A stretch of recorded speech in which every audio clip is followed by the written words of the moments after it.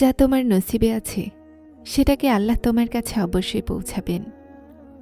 আপনি কি কখনো এটা ভেবেছেন যে যখন সমস্ত দরজা বন্ধ হয়ে গেছে, যখন সমস্ত চেষ্টা ব্যর্থ হয়ে গেছে, তখনও অন্তরে একটা ছোট আলো কি জন্য জ্বলে? কেন আল্লাহ তাআলা ওই আশাকে পুরোপুরিভাবে শেষ হতে দেন না? কেননা যা তোমার নসিবে লেখা হয়েছে সেটাকে কেউ তোমার থেকে কেড়ে নিতে পারে না। না মানুষ, না পরিস্থিতি, না সময়, আর না নিজের ভয় অথবা সন্দেহ। আল্লাহ যা তোমার তকদিরে লিখে গেছেন সেটা ততক্ষণ মুছবে না যতক্ষণ না সেটা পূরণ হবে।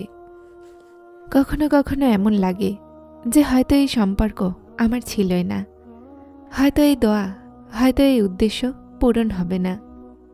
কিন্তু যখন তুমি পিছনে ঘুরে দেখো তো আল্লাহর সমস্ত রহমত দেখা দিতে লাগে।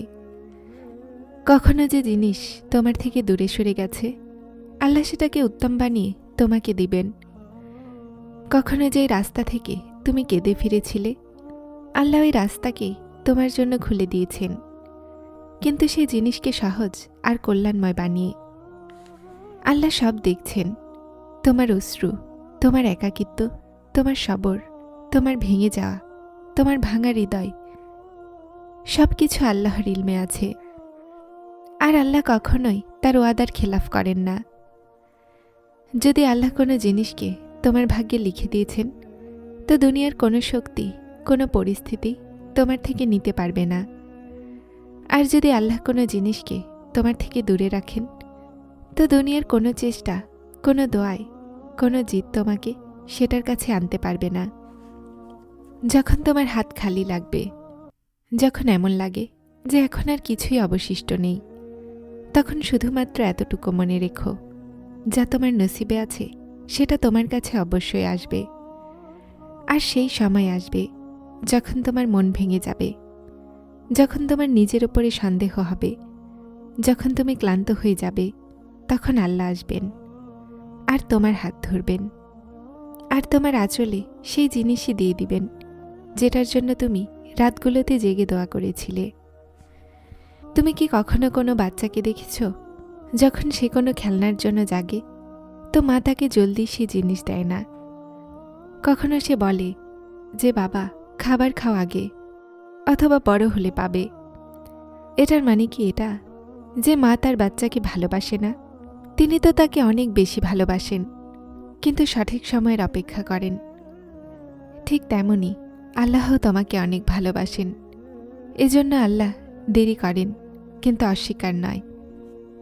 আল্লাহর রহমত এতটা বড় যে যা তোমার নসিবে আছে তাকে তোমার পর্যন্ত আনার জন্য আল্লাহ পুরো ধরন বদলাতে পারেন।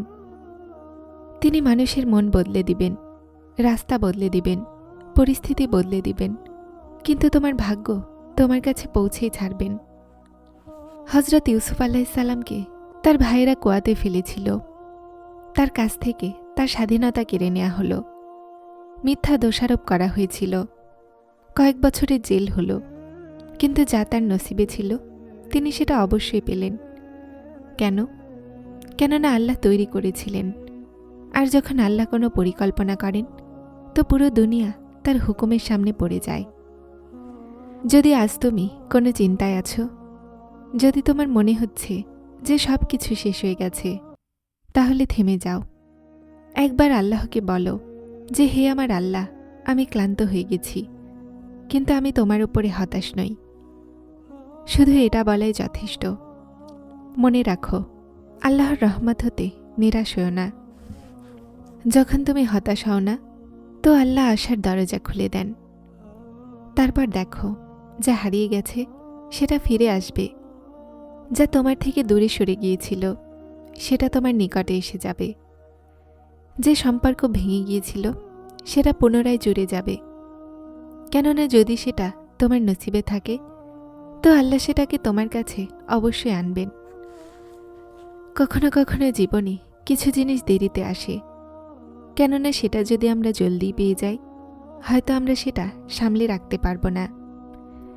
এজন্য আল্লাহ অপেক্ষা করান যেন যখন ওই জিনিস পাই তো আমরা সেটাকে হারিয়ে ফেলার ভয় না করি। মনে রাখো, কখনো তোমার নসিবের সাথে লড়াই করো না, কখনো এটা বলো না যে কেন হলো না, বরং এটা বলো যে হয়তো আল্লাহ কিছু উত্তম দিতে চলেছেন। কেননা আল্লাহ যখন দেন তো তোমার ভাবনার চেয়ে অনেক বেশি দেন।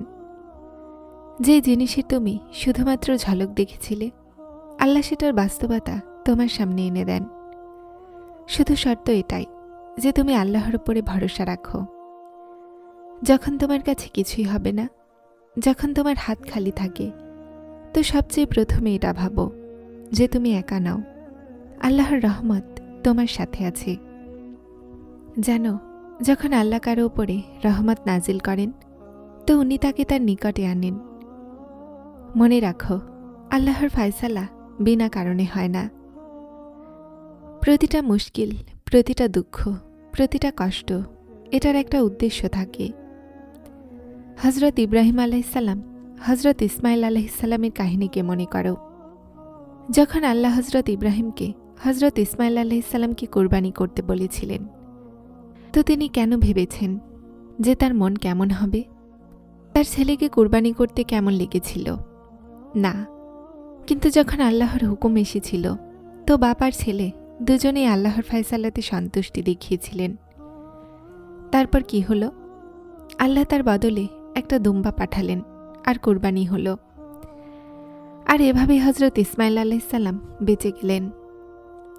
মনে রাখো, আল্লাহ প্রতিটা কষ্টের সাথে স্বস্তি দিয়েছেন। প্রতিটা চিন্তার পরে একটা নতুন আশা দেখিয়েছেন।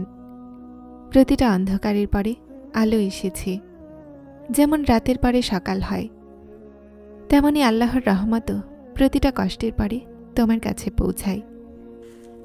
আর একটা কথা সবসময় মনে রাখো, যে জিনিস তোমার জন্য যদি আজ না পাও তো কাল অবশ্যই পাবে। যদি কাল না পাও তো আখিরাতে পাবে, কিন্তু পাবে অবশ্যই, যদি তুমি সবর আর বিশ্বাসের পথ ধরে রাখো। জানো, কখনো কখনো আল্লাহ তোমাকে এমন মোড়ে এনে দাঁড় করায় যেখানে তোমার মনে হয় যে এখন সব কিছু শেষ হয়ে গেছে, কিন্তু সেখান থেকেই তোমার ভাগ্যের শুরু হয়।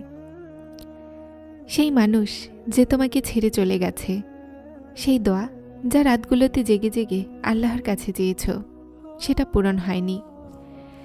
এই সব কিছু একটা প্রস্তুতির অংশ ছিল, সেটাকে তোমার জন্য আল্লাহ লিখেছেন। কখনো তুমি ভেবেছ যে যদি তুমি সেই সব কিছু পেয়ে যেতে যা তুমি চাইতে, তো কি তুমি আল্লাহকে ডাকতে? হয়তো না। এজন্য তোমার মন ভাঙে। তো আসলে সেটা তোমাকে আল্লাহর দিকে ফিরিয়ে আনে। মনে রাখো, যখন তোমার ভেতরে এই বিশ্বাস জেগে যায় যে আমার রব জানেন আমার প্রয়োজনগুলোকে, আমার বাধ্যতা, আমার নসিবকে, তো তুমি হার মানা ছেড়ে দাও। তুমি অভিযোগ করা ছেড়ে দাও। তুমি রাতে কান্না নয়, হাসতে শুরু করে দাও। আর তারপর এখান থেকেই জীবন বদলায়। তোমার দোয়াগুলোর কবুলিয়ত আসতে লাগে। যারা চ্যানেলটিতে নতুন এসেছেন তারা হেদায়েত চ্যানেলটিকে সাবস্ক্রাইব করে আমার সাথে থাকুন। আসসালামু আলাইকুম।